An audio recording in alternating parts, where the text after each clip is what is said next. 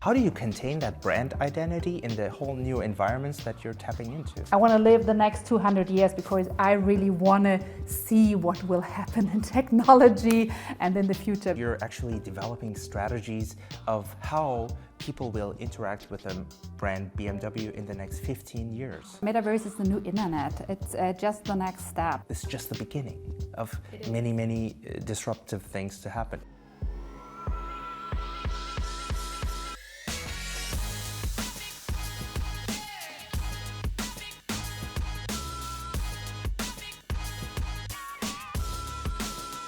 Hello and welcome to this episode of the E-Commerce Germany News Podcast. I'm your host, Effe Fontainen. Today I'm delighted to introduce to you Pia Scherner. Pia is Head of Digital Content Creation and BMW Metaverse. Today we will take a deeper dive into Pia's inspiring leadership story and how she's evolved and transformed as a leader within the last 15 years at BMW. And we will also talk about BMW's iconic brand and how it's tapping into the customer journeys of today and how it's evolving its brand for the next 15 years, including Metaverse and many other immersive experiences. So without further ado, let's dive into it. Hi, Pia, welcome to the show. Yeah, thanks for having me today. So pretty happy to be here in Berlin and talking to you about some new topics maybe. Yeah, very nice to have you here as part of our podcast. And actually, as a BMW user, I've been really excited about this episode in preparation. Yeah, today we will tackle quite a few areas. I know that you're really active in the whole metaverse topic. But before we get into the nitty-gritties of metaverse and what BMW is doing in the new world, let's get to know you a little bit. Like, tell us a little bit about your career journey. Yeah, sure. I've started my career at BMW in 27, and I've started in motorsports communications. So I did the way back for BMW into the DTM and did all the communication around CI, stuff like that. And I had a big passion in motorsports, I still have, but I also had a passion or still have passion into innovative topics. So that's why I've invented sim racing for motorsports some years ago to really to tackle the digital side of motorsports, to reach broader target groups and to go new ways with the very DNA topic of BMW. And with our success in sim racing, we decided maybe to do a bit more in the digital world. So we stepped into esports and partnered some important esports teams all over the world, got feet wet in this area and learned a lot about that. And this brought us into the topic of metaverse, because metaverse is born in gaming and all these new virtual and immersive experiences, which I think are pretty much important for a brand like BMW. And this is my way at BMW, and I still want to do a lot with BMW, and that's why we're here today and see. And you've been with BMW for about 15 years? 15 years. I've started in 27. It's almost 16 years right now, and So you're leading, could you tell us a little bit about the teams that you work with and how big is the team that you lead? I had several sizes of teams. So I started my leading positions like in 10 years before with that motorsports topic, and I has very diverse teams always. I'm a passionate leader. I like working on eye level. I like understand what people need from me, being the backbone for the team. And my team right now is not that big because it's a pretty new topic. So we are around like 8 or 9 people working on digital content, new content, trying to embrace the experience people expect from us, and a slightly smaller team for the metaverse and VR topic. We have like around 5 people, and it's great to learn from them, going together away into new spaces, and that's the way I'm working with a team and with BMW. Yeah, that sounds exciting, especially considering within these 15 years, I'm sure you had some very important milestones where, could you tell us a little bit about that? Like, okay, in the last 15 years, these were the decisive moments where I said, okay, this is definitely something I want to do. This is my passion, you know. I would say one of my greatest moments was definitely in motorsports when we got back into DTM and we really won everything in the very first year. It was like everybody was crying. It was that moment at the Hockenheimring, at the famous Hockenheimring in Germany, and we had that family feeling. And this is something what I still embrace at BMW, having that family feeling. Yeah. Always when I'm with a team, leading a team, I need the feeling of being a family. So we are working all together. Everybody is doing whatever is needed to bring a project to life, to gain success. And this is what I've learned all the way when I was with BMW. And this is also why I like working on very innovative new topics, because it's always a hard way to go, because it's not that usual for a traditional sales company to do unknown things. And if you want to gain success, you need to work as a family, as a team on eye level. And I would say the next success I had afterwards, or a very high feeling, was visiting an esports event. I visited the IAM in Cologne and the Cathedral of Counter-Strike, what was like, wow, because I'm not a gamer, to be honest. This might be maybe a bit fun, but I really understand why people like gaming and why it's important to be part of it as a brand, because it's a huge environment where a lot of is happening, a lot of people are around it. And finally, the Fortnite launch we had last week or 2 weeks ago during the Unreal Fest. This was also so great for me because we did a big step for BMW, very unexpected, and we are feeling quite still as a family and want to go the next step together. And this is my kind of approach and what I really like working with BMW and in a team. That sounds very unusual also in a way, because like big corporations, you know, you always have the feeling like last year we've seen massive waves of like just resignations, or like just saying goodbye to many teams. That like big tech has gone through a big disruption in a way, and so to see that you're taking a much different path. Like you see the teams as family, and like that's very unusual if you ask me. I personally work for a smaller company, so we have that anyway. But like for bigger corporations, it's to me it's a bit unusual. Yeah, and I can imagine that it's also, it has a certain impact on your productivity and like the results that you see also. You know, you need to believe in something if you want to gain success. If you don't believe in it, and if you're not working as a team, you won't bring it to life. So that's the way we are doing it. And even if times are hard, you need a lot of, how do you call it, resilience, to get things done. And it's also okay if it won't work, then go the next step. So I think, this is the recommendation I can always give in hard times as well as in good times. Just believe in what you do and go your way and bring it to life. As someone at the top of the ranks at one of the biggest automobile manufacturers in the world, you also are working with an iconic brand, especially in Germany. Like BMW users are like, they have their own fan clubs, they have their own, it's a whole ecosystem in itself, you know. I've never been one that is very into cars, but like I can observe it just being an ordinary citizen, you know. And how, I think especially the keyword, you said you're burning for, innovation. You're very much into innovation, but then it also comes with a little bit of risk, you know, that how do you contain that brand identity in the whole new environments that you're tapping into? You know what I mean? I know totally what you mean, and it always puts a little pressure on my shoulders, to be honest, because I need to meet that requirement, and this is something what we also always need to take into consideration when we do some kind of innovative project. But I think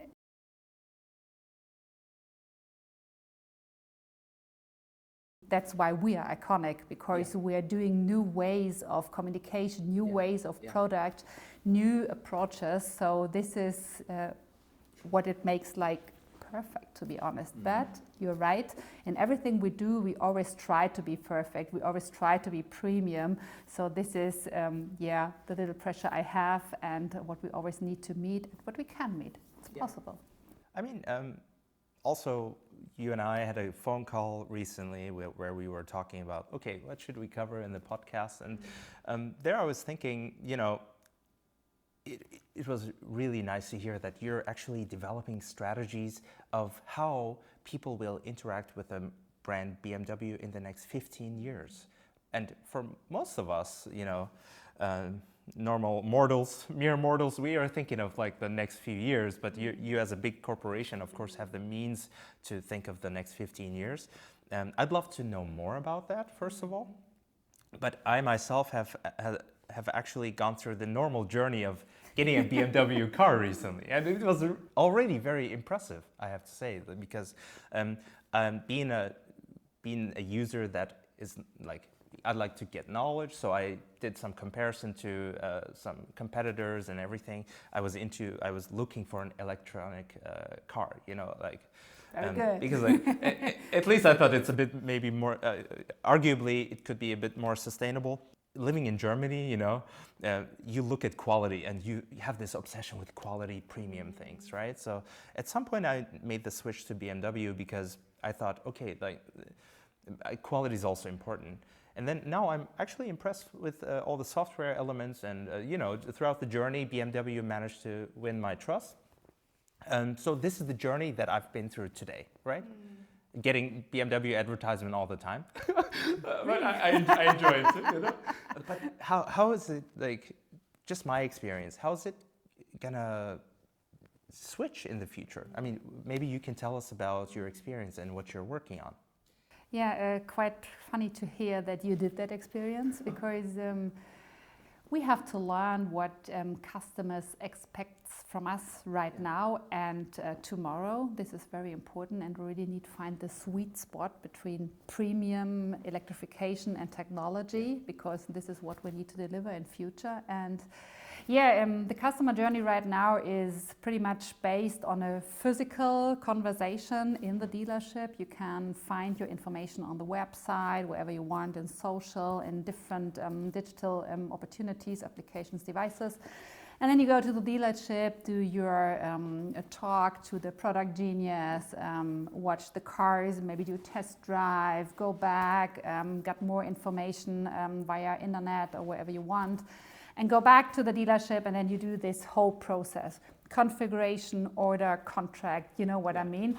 It might be nice, hopefully, because it's still BMW, but might not be the way the future customer will buy a car. So this is why we are also already thinking about how it will be in future, because when we look into the upcoming audiences, upcoming target groups, we call them Gen Z, Gen Alpha, they are very passionate in gaming, they are very passionate in virtual worlds. So they are not that kind of people going maybe into a dealership talking to a classic person. So we're just thinking about maybe a customer journey in future could start in the virtual experience, in the so-called metaverse, where you can go into with your avatar, just experience the brand, experience the product. And if you have interest in the product, you can maybe meet a virtual person, talk to that person, learn more about the car. And even if you want to do a test drive, you can do like a virtual ride, and then you can for sure go to the dealership and really try your car yourself.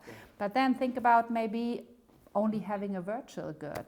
So use it in your virtual environment. So you can even have a physical car as well as a virtual one. So we need to cover that gap in future for people who are more interested in virtual world instead of physical, or the combination it is, maybe. Do you think in the future we're just sitting in our living rooms with these like Oculus or like with these gadgets and just driving a car, and like we're just at home basically? Or how do you imagine? I mean, to me personally, maybe I'm not the target group here, obviously not, but to me I cannot imagine buying a car in a virtual game, you know, like especially if it's going to cost almost as much. So how do you see that happening, like this switch, or is it already happening today? It's already happening, because when we have a BMW in a virtual space, it's also about performance. So people expect in the physical as well in the virtual world that the BMW is a performing car. Yeah. So it's happening already. And I think it's that idea of gamification what upcoming target group likes. It's maybe not me and you, but I think this is something we need to cover on top. It's an additional revenue stream, an additional topic we need to cover. Yeah. So is it mostly like, on the one hand, you have brand awareness, so I guess product placements in games you mentioned, if I understood you correctly, and also on the other hand, it's like this journey that you're building, like purchasing a car, having virtual immersive experiences with this thing, and then in many ways like having like a physical car and a virtual one. So like, how do you divide that? Do you see the metaverse as also a place where you can do advertisement? To what extent you're prioritizing that? Or is it more or less this experience, this immersive experience that you want to offer? You know, in my opinion, the metaverse is the new internet. So it's the next step in evolution. We started from Web 1, we are now into Web 3, maybe Web 4 when we're counting AI into it. And you know, I think it's something what we will need in future. It will never replace physical events or cars or the feeling you have when you are sitting with people together in a room. But it will make life easier. It will help you to get in contact with people all over the world, like in person, like as an avatar. So it's a great space to get in contact or to communicate or to have a combined experience. I think it's the combination what will make it interesting in the future. And when we're talking about a brand like BMW or a car, I think it's the mix. It's a lot of brand experience, which is like a perfect space for it, where you can experience brand by having virtual events, for doing, I told you before, virtual test drives, for getting in contact with some kind of brand experiences. But furthermore, it's also a space where we maybe can sell a car in future, where you can do deep dives into the car, where you can do like kind of configuration, whatever you want. And the interesting thing in the metaverse is that in that space, you can wherever you want to be. So you build your own avatar, you can possess things which you maybe cannot have in your real life. So it's like a parallel world, a hybrid thing where you can do things what you cannot do in your real life. And I think this is something what it makes interesting. But anyway, in the end, now we have websites, we have apps, we have stuff like that. And in the future, I think these applications will be replaced by a Web3 application like the metaverse. Yeah. Could you maybe tell us a little bit about, you know, in marketing, you often work with personas, right? So, and one thing that you mentioned is like you're working with Generation Z and Z, and also Generation Alpha. So what is particular about these target groups that you like? Could you build us a picture, like a persona, not only about BMW in general, like what are they expecting from brands? That's a good question, because we looked a lot into that upcoming target groups, and some very interesting outcomes we had is that their biggest passion point is gaming, as well as lifestyle, video, doing photos, images, stuff like that, and fashion. And this is something what makes a metaverse experience quite interesting, because it's gamified, it's cool, it's about upload photos, being yourself, expressing yourself. And the other thing is that these upcoming target groups are not so interested in brands. So you do need to find a clever way to bring them in contact with your brand in a very natural way and natural environment. That's also the thing why we have chosen the way of the metaverse, because they are already in these digital environments, and being part of their environment, very authentic, is like the best way you can do it. And the final information on that target group is they want to decide what they do. They also want to talk and bring in their opinion in what we are doing. So how to explain that better? If we are deciding about a new car, maybe about a new color during a launch concept, it might be of interest to ask this audience which color could be of interest in an ideal world, because they like it if they can decide together with us what could be the next big thing. Personalization is also big. Right, and we are also talking about hyper-personalization, so really meet their requirements of their idea of a surrounding of their life or whatever you want to name it. And the environment allows that. Sure. It's conducive for this type of hyper-personalization. Yeah. And that's the point where also AI will come into, because AI will provide the opportunity of hyper-personalization. Very difficult word. Yeah, I think so too, yeah. And I think this could be like a good combination for future applications. And this is also something where the technology is running pretty fast, because what we have right now will be like totally different in 6 months. So it's pretty great what developers are really doing around the world right now. And in my opinion, I want to live the next 200 years because I really want to see what will happen in technology and in the future, because there is so much going on right now. Yeah, I love listening to that, because it's something that I tell my friends often as well, because it's like all these things, I feel like we're living through one of the biggest disruptions in human history in terms of AI, right? Oh, so, yes. I mean, there were a series of disruptions, especially in the industry that we operate in, tech, like in the last 50 years. There was like the invention of PCs, and and then these became mainstream with like the Windows and Mac made them mainstream for the users around the 80s, and then 90s you have the internet, the web disruption, and then 2007 you have the iPhone, right? So which put all this in your pocket. It's which kind of disrupted everything. And now we have with AI, ChatGPT, and all that stuff, the democratization of this technology for the the wider mass, right? Mm-hmm. It's for me, that's why I also think like this is just the beginning of many disruptive things to happen. You mentioned, for example, there will be assistants that you talk to on the metaverse, and in many cases, I can even imagine no one will know if it's a real person or an AI-based avatar. Or, either way, everyone has an avatar, right? Well, what do you think? I think we need to step that way slowly, because we had that discussion about how long will we use an AI and when there will be a real person behind an avatar. Yeah. Because I think it's very important that the people know to whom they are talking to in the metaverse, that they're not scared about something weird, let's call it like this.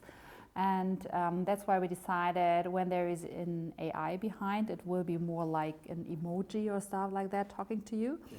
And when there is the point where a real person is needed, like if you're really buying a car maybe in future, it should be a really photorealistic avatar that you really feel talking to a person. What if there's a movement called robotism, and they're for the rights of robots because they get discriminated? They get different emojis. Oh my God.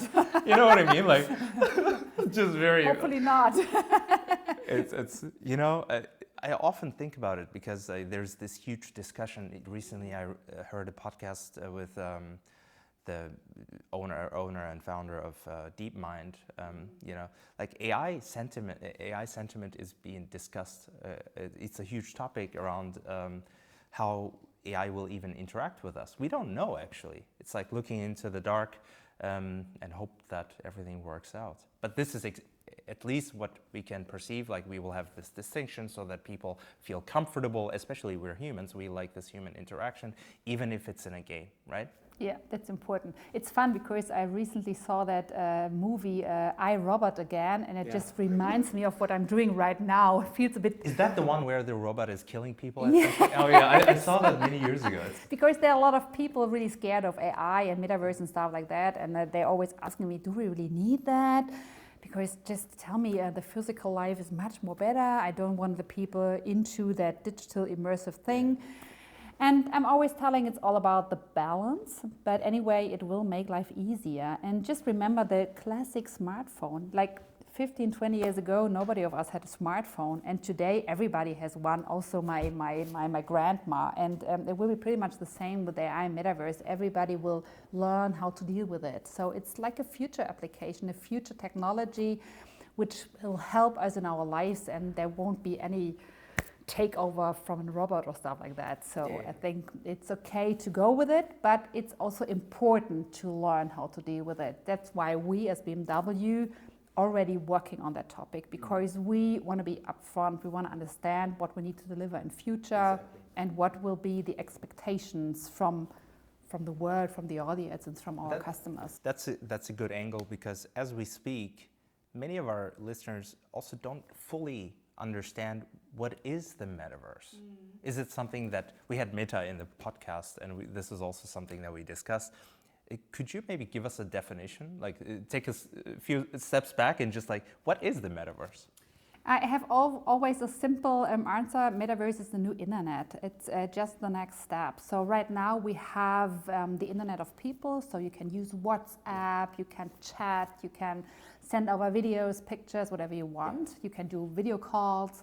And in the future, it's the embodied internet, where you can meet in person as an avatar and talk to each other with a lot of people in one room. So that's the slight different, or the slight step forward. And this is a great opportunity for everybody of us, because you can experience products, events, whatever you want, all over the world in one digital room. So this is a great opportunity for companies, for people, for everybody who's interested in. So pretty easy answered. We didn't really discuss this in our prior talks, but like I'm also curious, how is this whole ecosystem of metaverse, like how is it sustainable? Is it much more sustainable than, sustainability is a huge thing. Like we are all pressed by real facts, like real things that will happen if we don't get better. So do you think in terms of sustainability, metaverse also offers great potential? Potential, yes. Still a way to go, because a lot of servers are needed to deliver a good metaverse, to really have a good technical base. And I think this is something we need to work on, and that big tech companies already are working on. This is not on my side to deliver that, because this is real tech stuff. But there is the Metaverse Standards Forum, and this is always a topic. How can we provide the needed sustainability?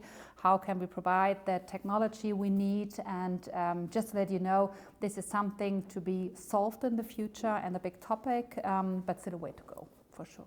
Yeah, right now there's a huge discussion happening around, especially in Germany, with the CEO of Telekom also recently talked about it, and in an interview, it's like there's a huge discussion around the sustainability of tech.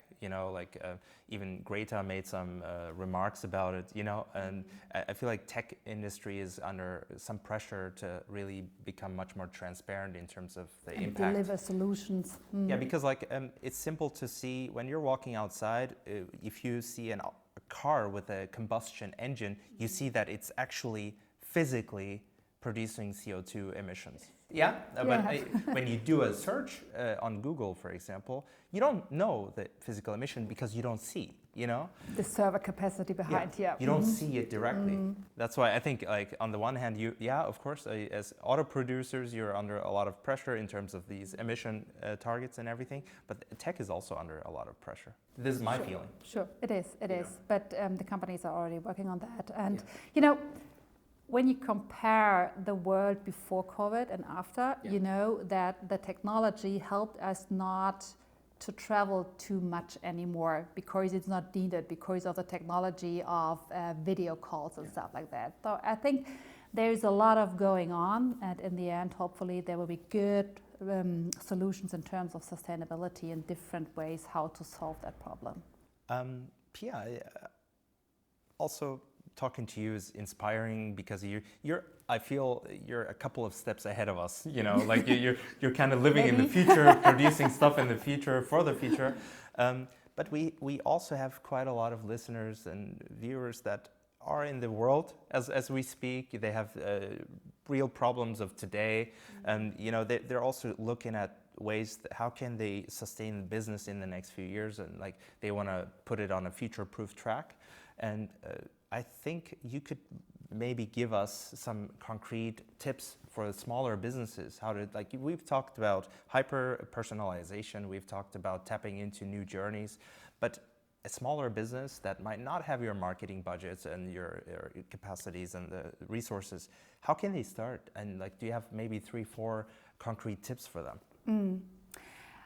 I think what is very important is to understand your target group. So what's your goal? What is the thing your company wants to achieve? Yeah. And everything you do should be customer related. So this is a very important point. When we're talking about topics like digitalization and metaverse and AI, it's pretty important to get used to it, understand what you're doing and understand how you can bring your product into that space. Yeah. You do not need to do big steps, because I think it's on us as the big companies to go into that space and make it more convenient for smaller companies in the future. But be ahead of your times, don't be afraid, get into that topic, try to understand and see how you can do like little steps in that space. And finally, yeah, be on time, how do I say it? So it's always good to see what's going on in the world, because technologies are going fast and trends are going fast. So always be on time and see what's going on outside there and try to take that approach to go the next step.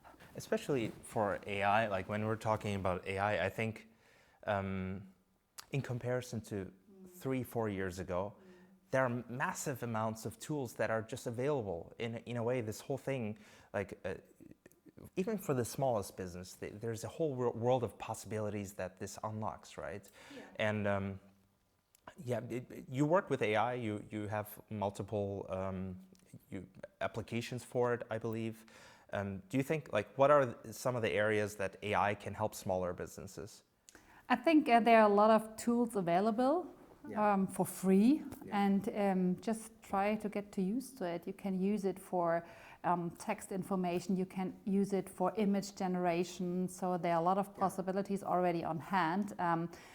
It always needs also a person behind, because AI alone is not enough, but to use it like as an accelerator, or to get new creative ideas, or to just try something new, it's totally perfect. And you can use it on the free market.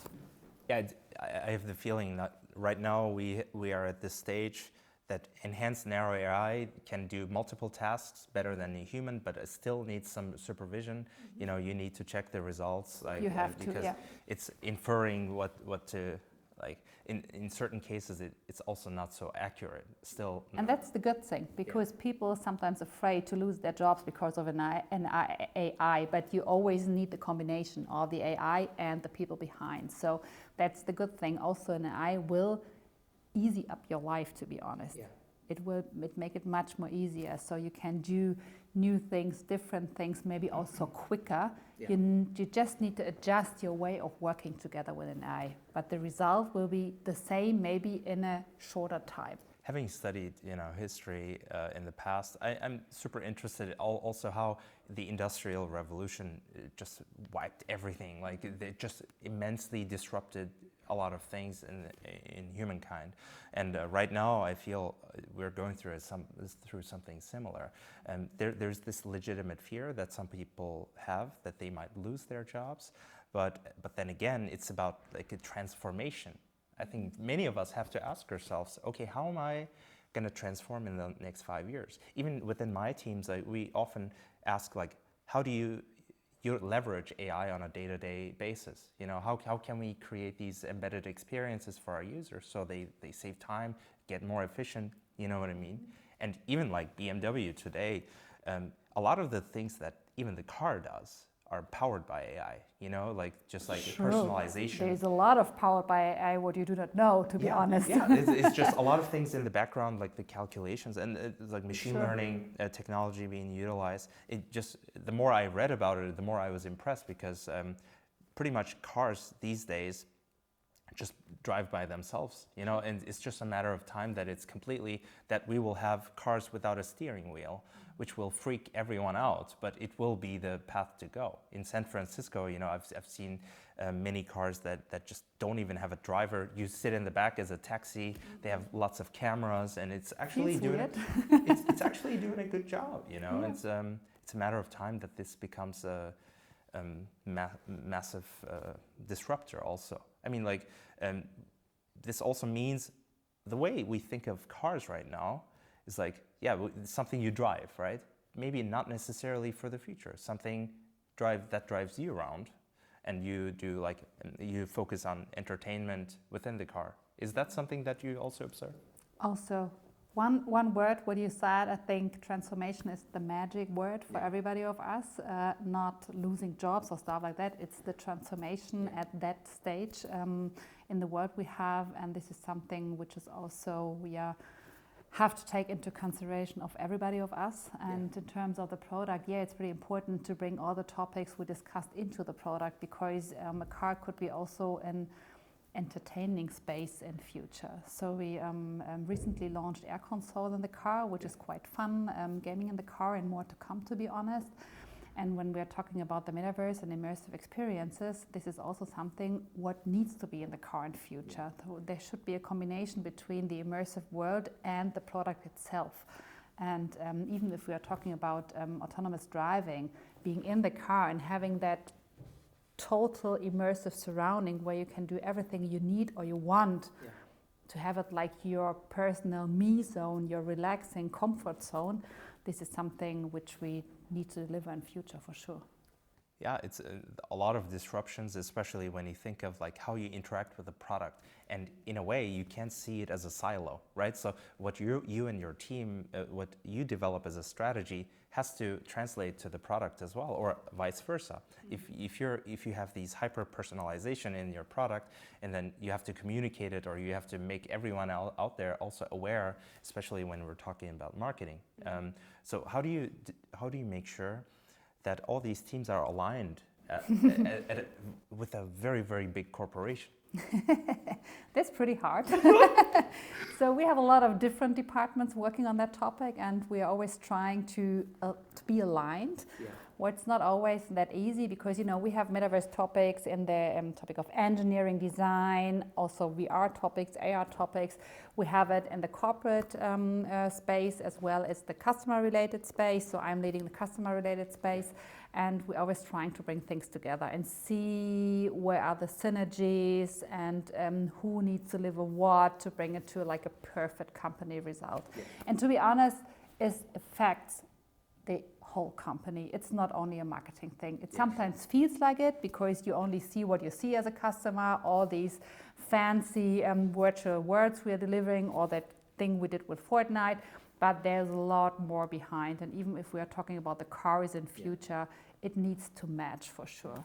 It has to translate to the product, because especially with an iconic brand like BMW, I think top of the mind marketing is super important, right? So you want to have like loyal customers that will talk about your product, that will be happy in their experience, and that is the product that gives that unique experience. There's like, you can have a big funnel, you can put all the people into the funnel and they will convert and get the product, but if they're not happy, if they are not impressed, they won't buy it again. Yeah.